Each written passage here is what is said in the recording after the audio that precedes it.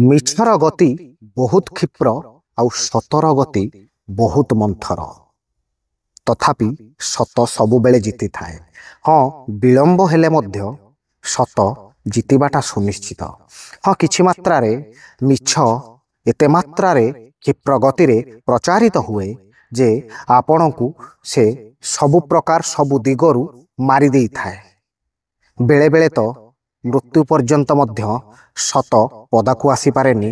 ମିଛର ଚାଦରରେ ଢାଙ୍କି ହୋଇ ବଦନାମ ହୋଇ ଶେଷରେ ଜଣେ ମଣିଷ ଶେଷ ନିଶ୍ୱାସ ତ୍ୟାଗ କରିଥାଏ।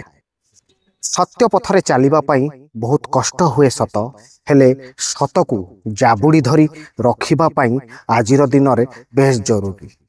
ସତ ପଦାକୁ ଆସିବ, ନିଶ୍ଚୟ ଆସିବ।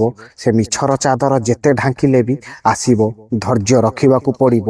ସେଇ ପେସେନ୍ସ ଟିକକ ତ ଆମର ସାହସ, ସେଇ ଧୈର୍ଯ୍ୟ ଟିକକ ତ